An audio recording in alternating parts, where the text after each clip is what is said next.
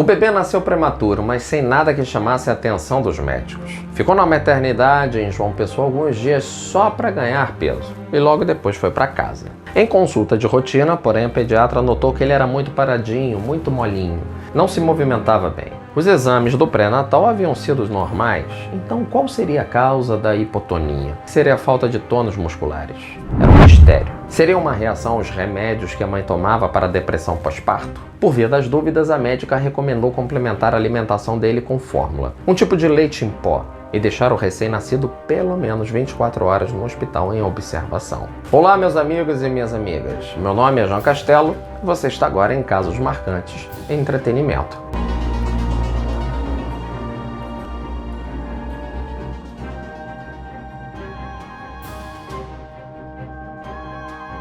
Naquele mesmo dia, sem forçar para deglutir corretamente, o menino broncoaspirou, ou seja, inalou o leite. Naquele momento teve de ser transferido para a UTI, de onde só saiu para outra, para um hospital bem maior. O pai do garoto disse que o bebê foi migrando de hospital em hospital. Ao todo, o recém-nascido ficou 9 meses na UTI. Foi no meio dessa maratona que a família finalmente entendeu o que estava acontecendo. O menino tem atrofia muscular espinhal, ou mais conhecida como AMI, uma doença genética rara, degenerativa e progressiva. Ela causa a perda dos neurônios motores, que são células do sistema nervoso que controlam o movimento dos músculos. Na ausência dessas células, os músculos se tornam cada vez mais fracos e atrofiam. A criança não consegue sustentar a cabeça, engatinhar, sentar, andar e muito menos falar. Conforme a doença vai evoluindo, ela passa a ter dificuldades para se alimentar e respirar. E no final, ela vai precisar ser conectada a um respirador artificial. Os sintomas costumam se manifestar nos primeiros meses após o nascimento e antes do bebê completar o primeiro aniversário. A taxa de mortalidade é de 90%.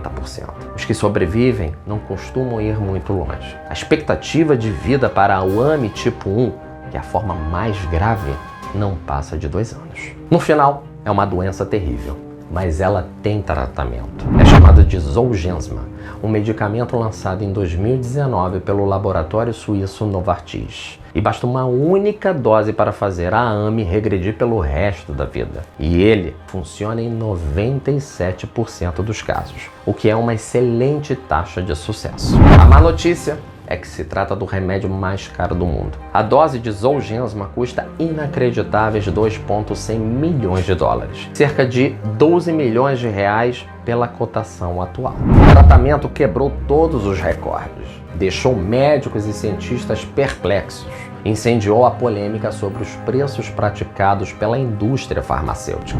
E as perguntas foram: qual é o critério para definir o preço de um medicamento? Qual é o máximo aceitável? Quanto vale uma vida humana? Enquanto a sociedade se debruça sobre essas questões, as famílias das crianças com AMI correm contra o tempo para tentar conseguir o remédio e salvar o recém-nascido.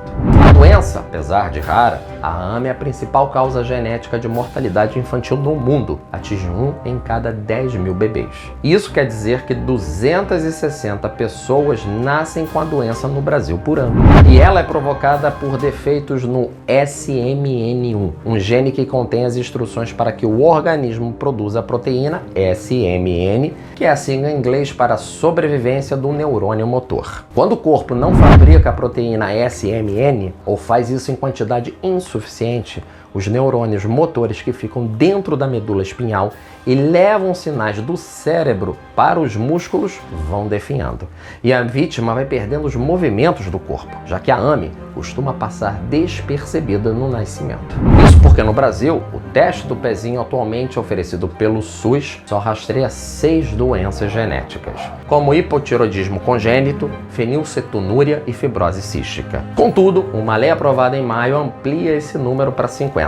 Mas a rede pública tem 1 ano para implementar a mudança, que ocorrerá de forma escalonada. A AMI só será incluída na 5ª e última etapa. Mas vamos entender como funciona a AMI, através do exemplo da cor dos olhos. É o caso do gene OCA2, que determina a cor dos olhos. Cada gene tem duas versões, os alelos. Você herda um alelo do seu pai e o outro da sua mãe. Alguns alelos são dominantes, ou seja, definem sozinho uma determinada característica física, sem depender do outro. Se você herdar o alelo B do seu pai ou da sua mãe, terá os olhos castanhos, não importando qual for o outro alelo. Já os olhos azuis são recessivos. Só acontecem se houver uma combinação de dois alelos, B, formando assim a dupla BB. Isso quer dizer que a AME é uma doença recessiva, que para tê-la o bebê precisa herdar a mutação em ambas as cópias do gene SMN1. Aproximadamente 2% da população possui uma única cópia defeituosa do gene.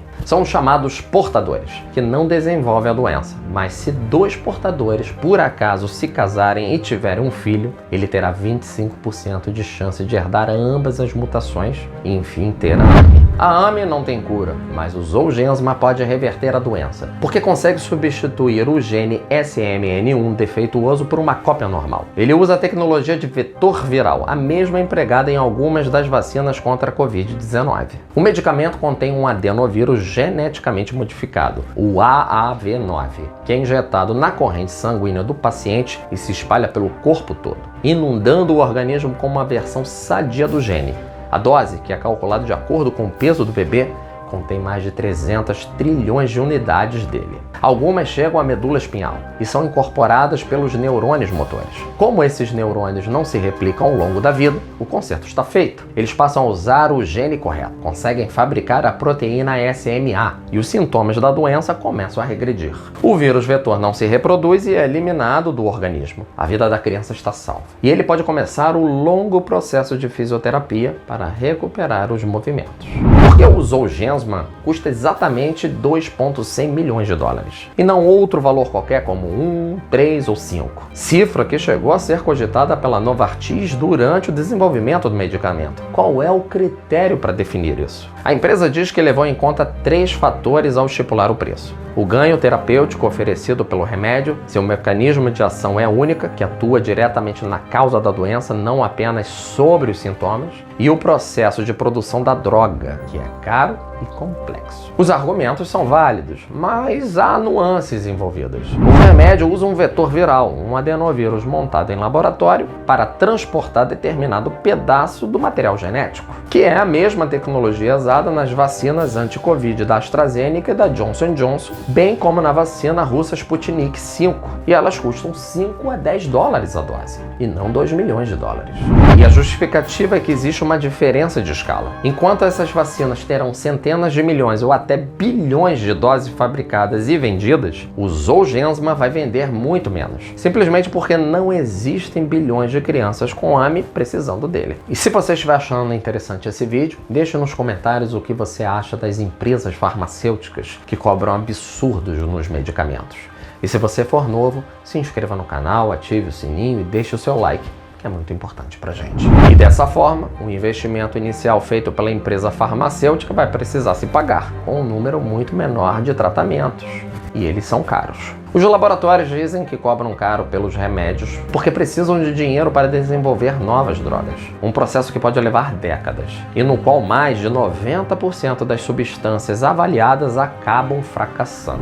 Pode até ser verdade, mas há outros fatores envolvidos. A Novartis doa 100 doses de Zolgensma por ano no mundo, numa loteria um pouco polêmica. A intenção é boa, mas não deixa de ser macabro submeter famílias a um sorteio que pode definir a sobrevivência ou morte do bebê. Segundo a empresa, para participar dessa loteria, os bebês precisam ter menos de 2 anos de idade, ser diagnosticado com AME e morar em um país onde o tratamento ainda não tem aprovação regulatória. No Brasil, uma criança foi beneficiada pela iniciativa. Mas a loteria não é mais válida por aqui. Como o produto já tem registro no país, o Brasil automaticamente deixou de ser elegível, afirma a Novartis. O valor cobrado pelo remédio, de 2 milhões de dólares, é o praticado no mercado internacional. No Brasil, o Zolgensma ainda não tem preço oficial tabelado e por isso está sujeito a outro fator, a cotação do dólar, que disparou nos últimos 2 anos. Movimentos conseguiram que o laboratório pratique uma taxa cambial menor, fazendo com que o valor do Zolgensma caia para 9 milhões de reais. Também há outro problema: o imposto. Alguns estados brasileiros, como Paraíba e Distrito Federal, já têm lei que isenta o ICMS do medicamento. Assim, com 9 milhões de reais, a família consegue importá-lo. Em outros estados é cobrado imposto, o que encarece o produto. Famílias que moram na Paraíba pagam cerca de 9 milhões de reais pelo remédio, por exemplo, enquanto as que moram em Goiás gastam 12 milhões por causa do imposto. No final, o raciocínio por trás disso é tão claro quanto sórdido. Como a AME é uma doença que avança depressa, há enormes chances de que as crianças morram se não receberem o medicamento. É uma lógica cruel, mas que ilustra bem um fato da vida. A medicina não acontece num vácuo, apartada das fraquezas humanas. Muito pelo contrário, ela é feita por pessoas que estão dentro de uma sociedade. E, portanto, a sociedade oprimida está sujeita à ganância e ao egoísmo humano. São dois males infinitos, que matam tanta gente quanto as doenças mais terríveis. Mas que, assim como elas, está muito claro que não são impossíveis de curar. Os dois, a doença e nós, humanos egoístas. E aqui termina o nosso vídeo. Muito obrigado, um forte abraço e até o próximo vídeo. Fui!